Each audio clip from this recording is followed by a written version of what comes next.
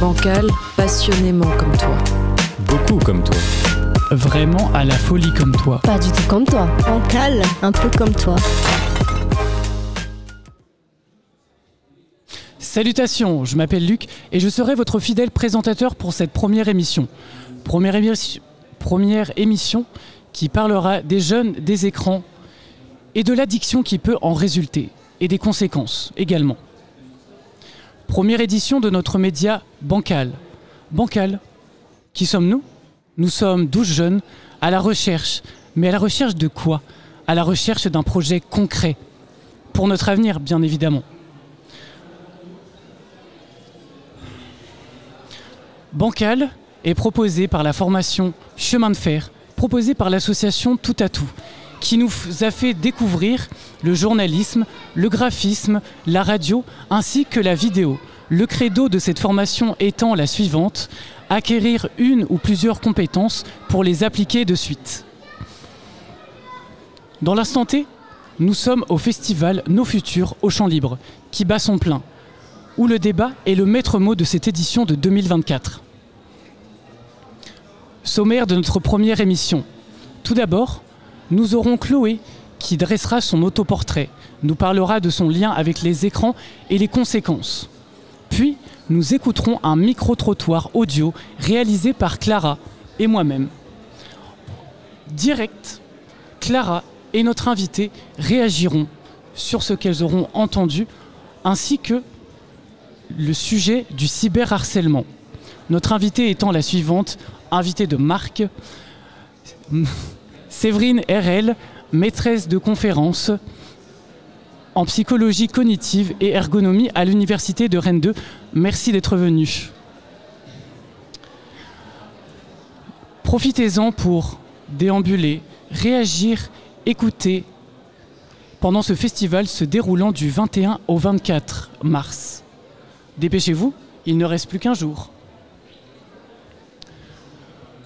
Pour commencer, je m'adresse à toi, Chloé. Alors, quelle est ta consommation d'écran ? Alors bonjour Luc, bonjour à tous. Donc, j'ai 21 ans et je consomme des écrans depuis 12 ans maintenant. Pour être honnête, les écrans et moi, c'est un peu comme une histoire d'amour. C'est-à-dire que quand je plonge dedans, c'est comme si je voyageais vers un autre monde où le temps file sans que je m'en rende compte. Et récemment, en voyant mon temps d'écran, qui peut parfois dépasser jusqu'à 15 heures par jour, je me suis mise à réfléchir à quel point ça impacte ma santé mentale. Parce que oui, passer des heures devant des écrans, c'est très captivant, mais après je me sens vidée, voire parfois fatiguée. Et puis à ces moments où je me compare sur les réseaux sociaux avec les autres et leur vie filtrée et soi-disant parfaite, et à ce moment-là, ça touche mon impact, ça touche mon estime, pardon. Éclaire-moi, mais les écrans, ils sont pas tous nuisibles en fonction de leurs utilisations. Alors oui, ils m'ont permis d'apprendre énormément de choses, comme le dessin, la couture, la cuisine, les activités artistiques. Ils m'ont aussi permis de me connecter avec des gens du monde entier, ce qui est quand même incroyable. Et par contre, ils ont eu des effets et des conséquences multiples, comme l'anxiété, la dépression ou les troubles de l'attention. Mais il reste des préoccupations. Quelles sont-elles ? Alors oui, donc parmi celles-ci, d'après des discussions via mes proches et moi-même, on retrouve la surstimulation du système nerveux, la comparaison sociale, la fatigue mentale ou encore les troubles du rythme du sommeil qui sont assez récurrents. Mais justement, en fait, c'est là le défi, trouver l'équilibre. Prendre du recul, faire des pauses, sortir respirer l'air frais, c'est comme ça que je me sens mieux.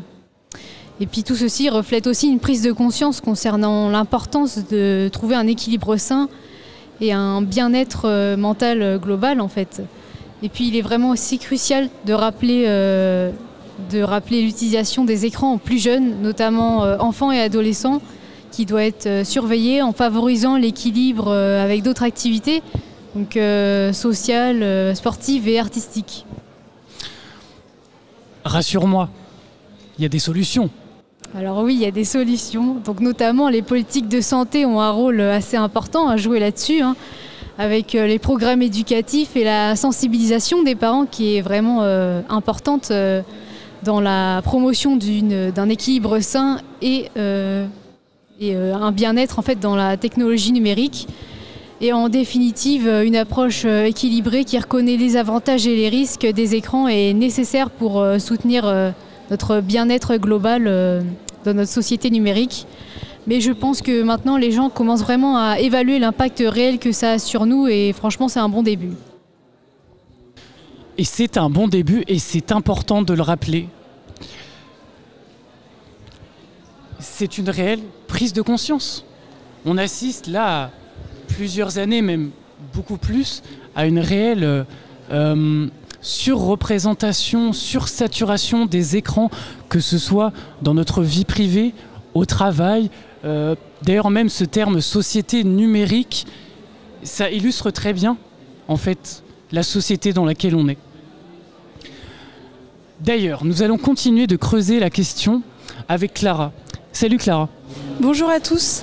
Alors oui, effectivement, avec mon collègue Luc, on est allé questionner les jeunes directement dans la rue à propos de leur consommation d'écran. L'extrait que vous allez entendre a été réalisé sur un échantillon de 4 personnes entre 16 et 25 ans. Voici leur réponse. J'ai 18 ans et je suis lycéenne à Brickling. Combien est-ce que tu as d'écran chez toi ? Beaucoup.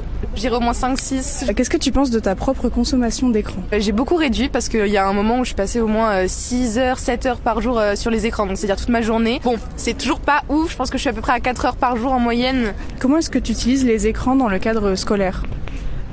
Plus mon ordinateur, ça va être pour faire mes diapos, ou alors si je dois rendre des documents, des choses, des travaux aussi que je dois faire, des vidéos. Quels sont les contenus qui te plaisent le plus ? Les réseaux sociaux, genre Instagram, parce que c'est hyper simple pour communiquer avec nos potes, et puis c'est un réseau où tu peux faire pas mal de trucs, poster pas mal de tes travaux, donc et puis je dirais les jeux et les films. Est-ce qu'il y a des contenus au contraire qui te stressent ou qui t'angoissent ? Les vidéos rapides, style TikTok, les Reels, parce que c'est beaucoup trop addictif. Comment est-ce que tu envisagerais une journée sans portable ou sans ordinateur ? En vrai, ce serait compliqué. C'est un peu triste en fait. On devrait essayer de se réhabituer à vivre sans nos écrans en permanence. Quel a été ton premier écran ou appareil électronique ? Une DS quand j'étais petite, j'avais 7 ans je crois. Est-ce que tu constates un impact de ta propre consommation sur ta santé mentale ?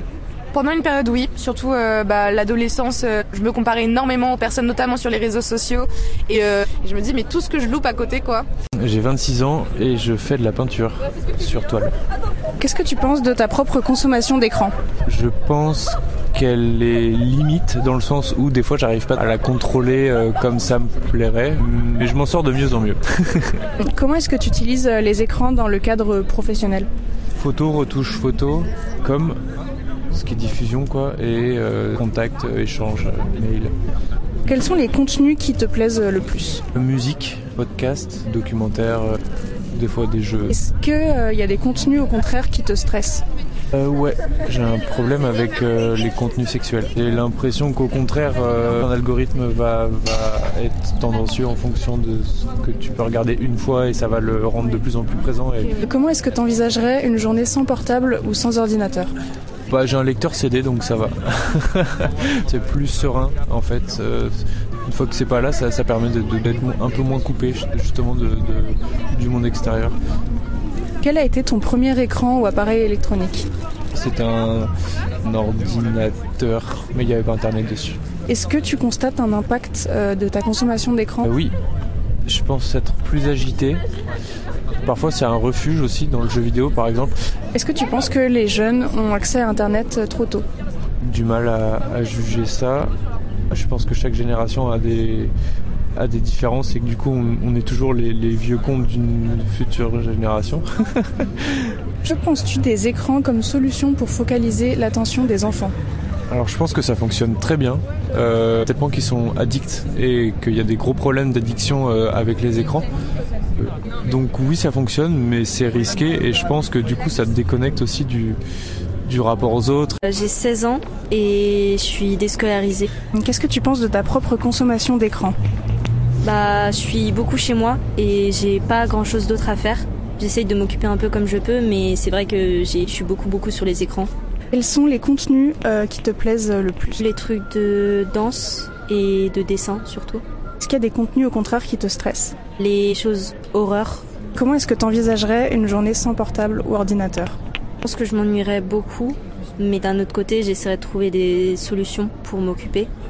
Quel a été ton premier écran ou appareil électronique ? Une tablette de jeu pour enfants. Est-ce que tu constates un impact de ta consommation d'écran sur ta santé mentale ? D'un côté, ça m'aide à me distraire quand j'ai trop de trucs dans la tête. Mais d'un autre, je sais que des fois, ça peut être trop. Est-ce que tu penses que les jeunes aient accès à Internet trop tôt ? Beaucoup trop, beaucoup trop. Je trouve que c'est pas du tout une bonne solution parce que ça leur apprend que que la solution c'est les écrans et que s'il y a un truc qui va pas, on prend son téléphone ou un truc du genre et après ça passe quoi. Alors que c'est pas comme ça que ça marche. Moi j'ai 19 ans, je suis déscolarisée et je suis en clinique psychiatrique. Combien est-ce que tu as d'écrans ? Alors j'ai mon téléphone, j'ai une Switch, j'ai une tablette et voilà. Quel est ton temps d'écran sur ton téléphone ? En ce moment je pense qu'on est à peu près 6-7 heures au moins. Est-ce qu'il y a des contenus au contraire qui te stressent ? Oui, notamment tout ce qui est l'actualité en fait. À la fois je trouve ça hyper intéressant, mais du coup en fait tu peux être exposé à tout et n'importe quoi et à parfois des vidéos hyper violentes.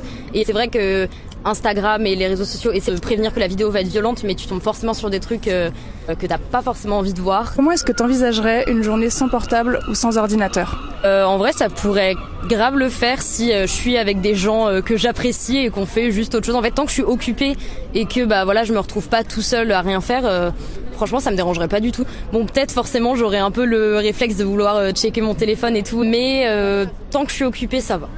Quel a été ton premier écran ou appareil électronique ? Une 3DS, quand j'avais à peu près, je dirais 8-9 ans. Est-ce que tu constates du coup un impact de ta consommation d'écran sur ta santé mentale ? En vrai, je vois un impact positif en ce moment parce que perso, je suis en sevrage alcoolique et comme j'ai dit, les jeux vidéo, en fait, ça m'a énormément aidé à me focaliser complètement sur autre chose et du coup à faire passer tout ce qui est anxiété, pensée intrusive, tout ça. Est-ce que tu penses que les jeunes ont accès à Internet trop tôt ? Oui, genre vraiment beaucoup trop tôt. Je le constate autour de moi, notamment par exemple mes petites cousines qui sont H24 sur TikTok et ont des comportements qui je trouve sont pas du tout adaptés à leur âge. Et je trouve ça hyper dangereux en fait. Et je pense que tout ce qui est internet et qui est pas sécurisé, ça c'est vraiment dangereux je trouve. Ma foi, c'était très intéressant. Alors Clara ? Alors l'intention ici n'est pas de diaboliser les écrans puisque de toute façon ils font partie intégrante de notre quotidien, mais plutôt de prendre conscience qu'ils ont des bons comme des mauvais côtés.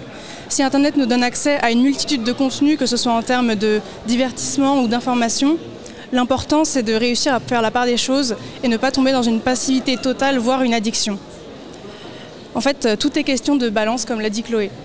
Quelque chose qui ressort beaucoup, c'est que les enfants sont de plus en plus présents sur les réseaux sociaux et avec très peu, voire pas du tout de modération derrière. Quelles sont les conséquences de ce manque de modération ? Alors ça entraîne divers problèmes, comme par exemple un accès trop simple à des contenus inappropriés. Mais aujourd'hui, avec Séverine, c'est sur le cyberharcèlement qu'on va se pencher. Un sujet important puisque selon une étude de l'Institut Audirep, c'est un phénomène qui a touché 24% des familles françaises en 2023. Séverine, comment est-ce que tu définirais le cyberharcèlement ? Donc le cyberharcèlement, en fait, c'est un comportement répété, intentionnel, avec une inégalité de pouvoir entre l'auteur et la victime, qui va en fait utiliser des outils numériques. Donc généralement, le cyberharcèlement, on le retrouve sur les réseaux sociaux, puis aussi, faut le dire, sur les jeux vidéo. La spécificité comparée au harcèlement, c'est le côté 24 heures sur 24. C'est le côté aussi... on peut en fait être visible par une masse beaucoup plus importante que dans le harcèlement, par exemple, scolaire. Et puis, dans le cyberharcèlement, on retrouve aussi ce côté anonymat, avec une possibilité d'avoir des auteurs qui sont du coup un peu plus désinhibés par rapport à des comportements problématiques. Est-ce qu'il y a des profils cibles ou en tout cas des profils plus ciblés ? Alors, il y a des profils d'auteurs et il y a des profils de victimes. Aujourd'hui, en fait, il y a plusieurs études qui ont essayé de comprendre qui étaient les auteurs et qui étaient en fait les victimes. Chez les auteurs, on va retrouver en fait des profils d'individus qui vont avoir des usages problématiques d'Internet, des profils d'individus qui vont avoir également des difficultés d'un point de vue, ce qu'on appelle nous en psychologie, les comportements externalisés. Donc ça renvoie à plus d'impulsivité, à plus d'agressivité, voire même à des comportements antisociaux.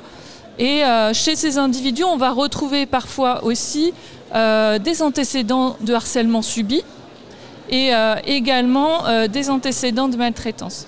Chez les victimes, alors les victimes, le portrait robot de la victime, c'est généralement quelqu'un de plus jeune, donc les harceleurs ils sont un peu plus vieux, donc, et préférentiellement des hommes. Chez les victimes, on va retrouver préférentiellement des individus plus jeunes, préférentiellement féminins, issus parfois des minorités sexuelles LGBT QIA+. On va avoir aussi comme conséquence chez ces individus des pensées suicidaires, parfois ce qu'on appelle des troubles du stress post-traumatique, plus d'anxiété, c'est associé à plus d'anxiété le fait d'être harcelé, et plus de dépression. Que faire en tant que témoin ? Alors en fait, quand on est témoin de cyberharcèlement, je pense que ce qui est important, le premier réflexe qu'on a, c'est de se dire soit on ne veut pas s'en mêler, soit on ne veut pas voir en fait les choses. Et le problème, c'est que d'une certaine manière, ne rien dire, c'est d'une certaine manière soutenir les harceleurs. Donc aujourd'hui, en fait, en psychologie, on réfléchit à des interventions pour aider, pour résoudre en fait les problèmes de cyberharcèlement. Parmi ces interventions, on va en fait essayer de travailler sur des formations psychosociales où en fait on va essayer d'expliquer aux pairs, PAIRS, comment agir en fait dans ce genre de situation. En termes de prévention, on va aussi, des programmes testent aussi l'implication des parents, parce qu'ils ont aussi un rôle là-dedans. Donc quand ils sont des harceleurs adultes, c'est un peu plus compliqué, mais le cyberharcèlement, on le retrouve donc chez les jeunes, donc ça implique aussi les parents. Et puis également les institutions, donc de l'école primaire jusqu'à l'université, doivent aussi prendre leur charge en fait dans la prévention et les interventions au niveau du cyberharcèlement. Et pour les personnes qui sont cyberharcelées, au contraire, qu'est-ce que vous conseillerez ? Alors, chez les personnes qui sont cyberharcelées, déjà l'important c'est d'en parler autour de soi. C'est de ne pas rester, de ne pas s'enfermer en fait dans son cyberharcèlement. Si on est sur des mineurs, il faut qu'ils aillent demander en fait de l'aide aux adultes. Aujourd'hui, donc évidemment demander l'aide des parents, ça c'est essentiel, ça veut dire communiquer. Demander, en parler aussi à ses amis. Et ne pas hésiter, si on est scolarisé, à en parler à l'école. Aujourd'hui, le problème qu'on a, c'est qu'on a un vrai manque de procédures qui permettent en fait de prendre correctement en charge le cyberharcèlement. Les procédures qui fonctionnent le mieux, ce sont celles qui s'appuient sur des approches systémiques, c'est-à-dire qui considèrent non pas que le problème c'est entre un auteur et une victime, mais plus que le problème en fait, c'est un auteur, une victime et son écosystème qui peut agir pour l'aider en fait par rapport à tout ça. Donc ça veut dire dans le cyberharcèlement qu'il faut que l'entourage, les pairs PAIRS, viennent en fait en aide et soient formés en fait pour venir en aide à ceux qui sont en difficulté. Il faut que les parents aussi prennent en charge cet aspect-là et aient aussi des réflexes pour conseiller leurs enfants dans ce cadre de difficulté. Et il faut aussi, si on parle encore toujours des mineurs, que les écoles interviennent et fassent de vraies sanctions. Parce que parfois en cyberharcèlement, on va dire ce n'est pas dans l'école, donc ce n'est pas notre problème. Si c'est deux élèves de la même école, c'est le problème aussi de l'école. Et ça, c'est important, il va falloir vraiment commencer à travailler là-dessus et qu'il y ait des sanctions disciplinaires et des discussions en classe, justement, quand on a des difficultés pour prendre en charge réellement ce problème. On voit que quand on met en place des approches qui sont basées sur une prise en charge systémique du harcèlement, on peut diminuer les cas en fait, de cyberharcèlement de 15%. On va dire, c'est pas énorme en soi, mais c'est déjà des gens qui ont des risques mentaux, en fait, des risques à la santé mentale qui sont déjà minorés, et ça c'est très bien. Merci. Je voulais aborder avec toi la problématique autour du compte Abrège Frères, qui est un compte qui abrège des contenus sur TikTok et Instagram, souvent des storytime, pour faire gagner du temps aux internautes. Le souci, c'est que ce concept a déclenché une immense vague de harcèlement misogyne envers les créatrices de contenu qui se sont retrouvées avec leur espace commentaire envahi en fait, de personnes soit taguant le compte d'Abrège Frères, soit leur disant d'abréger ou de se taire en fait. Alors le pompon sur la Garonne, c'est quand Chloé Gervais, une d'entre elles, a voulu dénoncer en fait ce problème, elle s'est pris à nouveau une vague de harcèlement, cette fois ciblée vers elle. Qu'est-ce que tu en penses ? Comment expliquer ce phénomène ? Alors, déjà, par rapport à ce phénomène-là, de ce que j'en ai compris, c'était pas l'intention en fait d'Abrège Frères. C'est important de le dire. Par contre, aujourd'hui, il faut comprendre qu'on est en fait dans une montée du sexisme qui a été soulignée en fait par le Conseil de l'égalité, le Haut Conseil de l'égalité, qui a produit un rapport il y a quelques semaines et qui montre en fait une montée du sexisme en France, en particulier chez les 15-24 ans, ce qui est un vrai problème. Et en fait, on voit que par exemple, chez eux, il y a en fait un regain des stéréotypes de genre et des stéréotypes sexistes. Par exemple, on voit que de plus en plus, les jeunes garçons considèrent que les filles devraient être discrètes, donc 43% à peu près, sérieuses, 70%. Et eux, les garçons, ils se voient comme devant être des chefs de famille, donc des patriarches qui ramènent le salaire, voilà, et également des personnes qui doivent avoir une forme de sexualité active. La sexualité active chez les jeunes femmes, par contre, n'est pas du tout valorisée. Donc on voit en fait ce regain des stéréotypes de genre et en particulier des clichés masculinistes, donc qui essayent en fait, l'idée du cliché masculiniste, c'est vraiment de dire qu'il y a une supériorité de l'homme sur la femme, et voilà. C'est quelque chose qui existe depuis tout le temps, mais là en ce moment on voit en fait un vrai regain qui est probablement une conséquence ou une sorte de retour de bâton de toute cette phase MeToo. Pour Chloé, ce que l'on observe en particulier, c'est deux choses. La première, c'est que Chloé Gervais, elle est souvent présentée comme étant la petite amie de Squeezie. La petite amie de Squeezie a dit.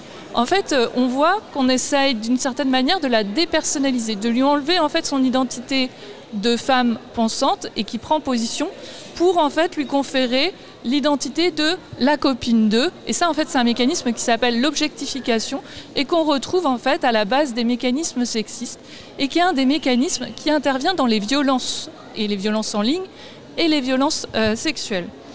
L'autre mécanisme en fait que je relève dans cette situation, c'est le mécanisme de silenciation sur les réseaux numériques. Comme je vous le disais tout à l'heure, les jeunes filles, on leur a assigné comme stéréotype de genre d'être discrètes et sérieuses. Et là, en fait, elles dérogent.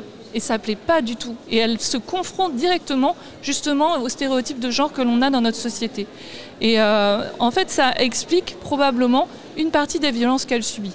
Donc, la raison pour laquelle elle est cyberharcelée, c'est pas tant le fait qu'elle ait pris la parole, on voit bien derrière qu'il se niche en fait un ensemble de stéréotypes sexistes et de comportements sexistes de la part des harceleurs qui du coup la voient comme une menace par rapport à un ordre qu'ils imaginent eux établi.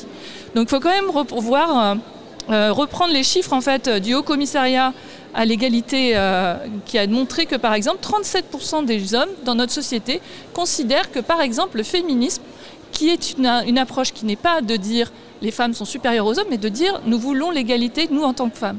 37% considèrent que c'est une menace.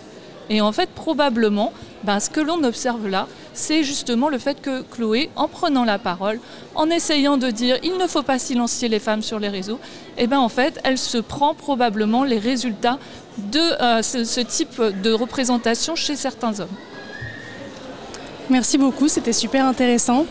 Je tiens à rappeler également que le cyberharcèlement est un délit et est passible de jusqu'à 3 ans de prison et 45 000 € d'amende. Si en revanche vous êtes victime de cyberharcèlement, il existe un numéro et une application qui portent le même nom, le 3018. Merci beaucoup Clara. Merci beaucoup Madame RL, c'était prodigieusement intéressant. J'aurais tellement pu vous écouter plus de 2 heures, mais bon, le temps est limité hélas. Tout de suite, retrouvons Manon pour sa chronique cinéma et littéraire. Bancal, la chronique. Bonjour Luc. Débutons avec la présentation d'un film d'horreur méconnu répondant au nom de Infrated. Ce film est sorti le 24 juin 2015, a été réalisé par l'acteur et réalisateur Georgia Russ Levian Gerbiat. L'actrice américaine Shelley Henning, connue notamment pour son rôle dans la série Teen Wolf, incarne un des personnages principaux.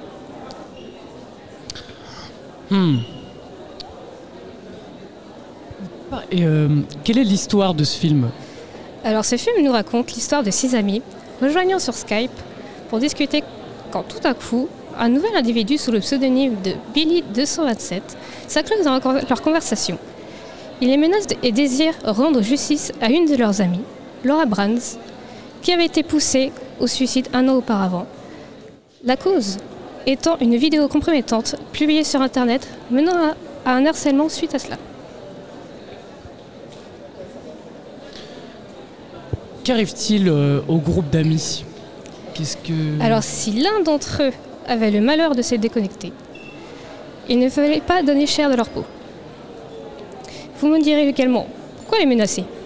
Parce que c'était eux la source de cette fameuse vidéo publiée sur les réseaux sociaux causant la mort de Laura. Plus étrange encore, cet individu utilise le compte Skype de cette même Laura, créant entre eux des conflits pensant qu'il s'agit d'un canular. Moi, je me souviens quand j'avais vu ce film, c'était un navet.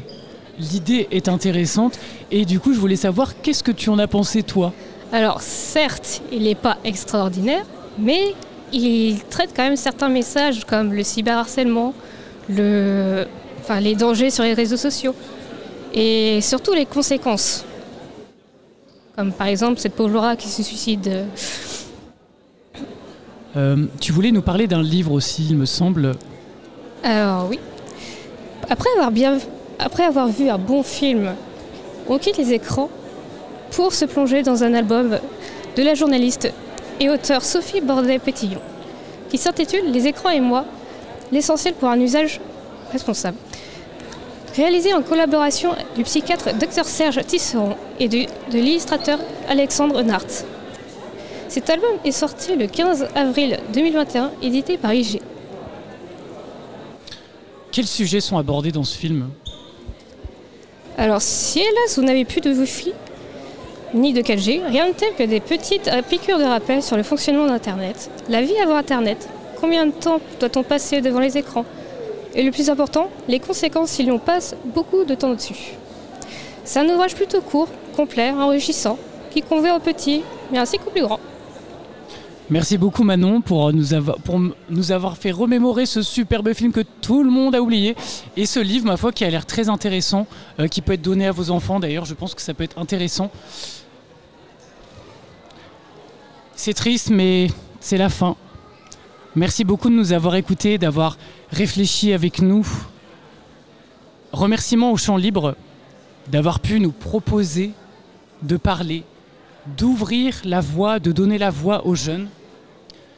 Merci beaucoup à notre invitée, Madame Erel, pour le temps consacré et ces réflexions extraordinairement, prodigieusement intéressantes. Et le meilleur pour la fin, merci Clara, merci Manon et merci Chloé.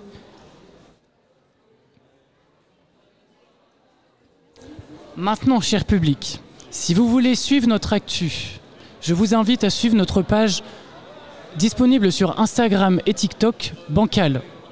Nous vous donnons maintenant rendez-vous à 16h pour la deuxième émission avec Romane, Alex, Christina et Nicolas qui vont vous parler de grossophobie. Allez, salut la jeunesse rennaise!